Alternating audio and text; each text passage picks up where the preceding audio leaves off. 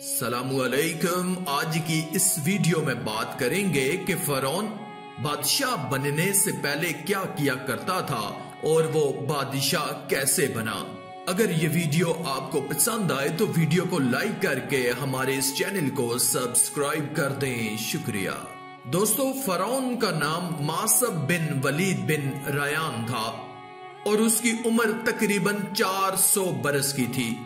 इस अरसा में वो कभी बीमार ना हुआ और ना उसके सर में दर्द हुआ था और ना कोई दुश्मन उस पर गालिब हुआ।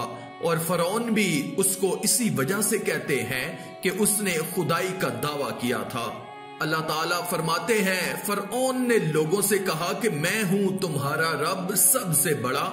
बादशाहत से पहले फरौन मजदूरी और तिजारत करता था। एक रोज तंग आकर फरौन बाजार के लिए निकला तो फरौन और हामान दोनों की मुलाकात बाजार में हुई। तो यह मुलाकात दोस्ती में बदल गई। चनाचे दोनों मलून मिस्र शहर में आए और वो अयाम खरबूजे के थे। तो एक खरबूजे वाले ने उन दोनों से कहा कि भाई ऐसा करो कि तुम दोनों हमारे खरबूजे बाजार ले जाओ और तुम वहां जाकर फरोख्त करो। जब ये माल मेरा तुम लोग फरोख्त कर दोगे तो फिर हम तुम दोनों को खाने को देंगे। ये सुनकर फरौन ने हामान से कहा कि तुम यहीं रहो और मैं ये माल यानी खरबूजे लेकर बाजार जाता हूँ। चनाचे ऐसा ही किया गया। फरौन खरबूजे लेकर बेचने को शहर गया और दुकानदारों ने उससे कहा कि हम तो सौदा उधार खरीदते हैं और नकद में फल और तरकारी नहीं खरीदते और जिसकी जो कीमत होती है उसको माल अपना फरोख्त करके बाद में दे डालते हैं। हमारे शहर का तो यही दस्तूर है। फरौन कुछ अरसे तक सोचता रहा और फिर वो खरबूजे उसी वादे पर बेचकर वापस उसी जगह आ गया और खरबूजे के मालिक से जाकर कहा कि ये काम अच्छा नहीं। इतना बोलकर वो वहां से चल दिया और फिर शाहे मिस्र को जाकर एक दरख्वास्त पेश की कि मैं गरीब हूं और खाने पीने से भी आजिज हूं। कोई काम अगर इस शहर में हो तो इस गुलाम को उस जगह पर मामूर फरमाकर सरफराज फरमाएं। यह सुनकर बादशाह मिस्र ने कहा कि तुम कौन सा काम करना चाहते हो। फरौन बोला, इसी शहर की मकबराए दरोगी चाहता हूं कि बे इजाजत मेरे कोई वहां मुर्दा न दफन कर पाए। यह सुनकर बादशाह मिस्र ने फरौन को गोरिस्तान की दरोगी दे दी। वो गोरिस्तान के दरवाजे पर जाकर बैठ गया। कज़ाए इलाही से ऐसा हुआ कि उसी साल में मिस्र में वबा फैल गई और बहुत आदमी मरने लगे। फरौन ने जब ये देखा तो उसने हर एक लाश के वारसों से एक एक दिरम सोने का लेना शुरू कर दिया। इस तरीके से थोड़े ही दिनों में उसके पास बहुत सा पैसा जमा हो गया। फिर उन सब पैसों को मकबराने बादशाह को देकर तमाम शहर की दरोगाई ले ली। इत्फाक से क़ज़ाए इलाही से वजीर मिस्र मर गया। इसके बाद फरौन ही को बादशाह मिस्र ने वजीर मुकर्रर कर दिया। उस वक्त फरौन ने हामान से कहा कि मैं चाहता हूं कि मैं खुदाई का दावा करूं ताकि सारी मखलूक मुझको अपना माबूद जाने और मेरी पूजा करे। हामान ने उससे कहा कि अगर तू खुदाई चाहता है तो ये काम आहिस्ता आहिस्ता कर। सबसे पहले तू मखलूक अपने हाथ में ले लो। फरौन ने कहा, ऐसा करने की क्या तदबीर है, क्योंकि तमाम लोग उस वक्त हजरत यूसुफ और हजरत याकूब अलैहिस्सलाम के दीन पर मुस्तहिकम हैं।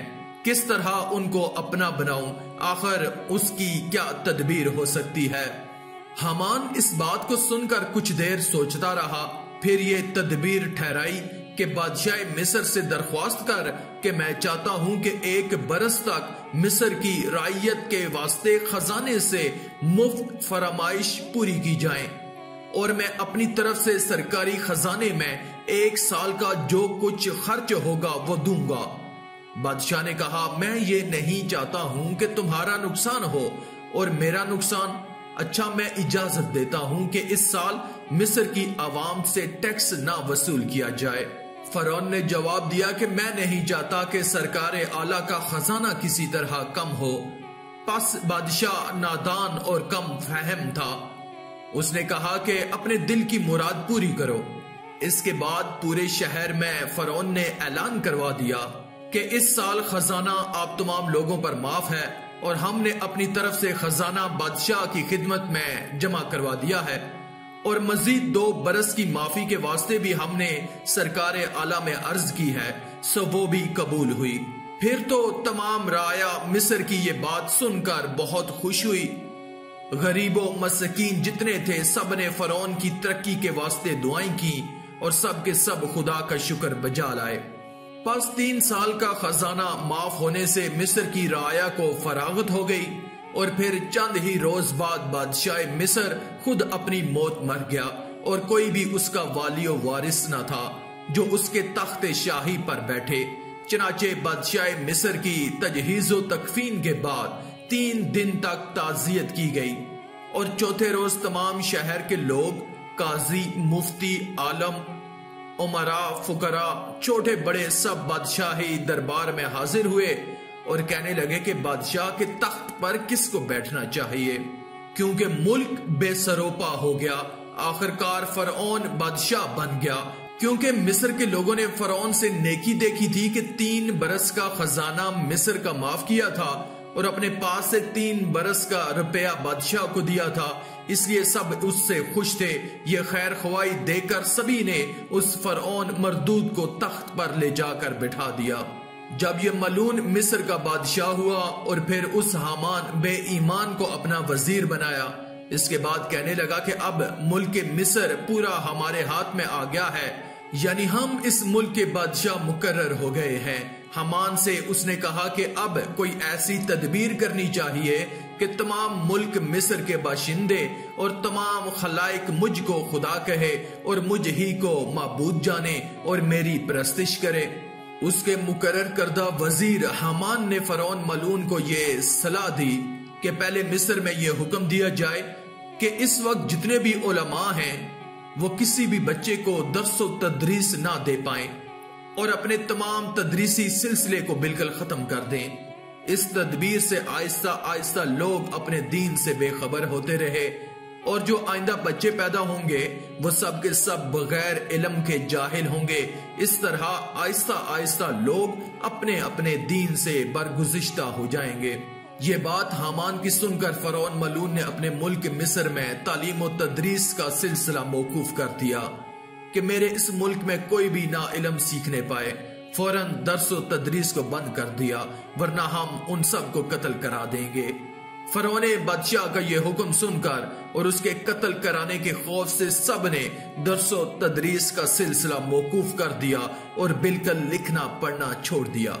चनाचे चंद ही रोज गुजरे थे कि सारा मुल्क जाहिल बन गया और अपने हकीकी खुदा को बिल्कुल ही भूल गया और मिसल चौपाए और होश के हो गए। इसके बाद फरौन ने हुक्म किया कि तुम लोग अपने अपने बुतों को सजदा किया करें।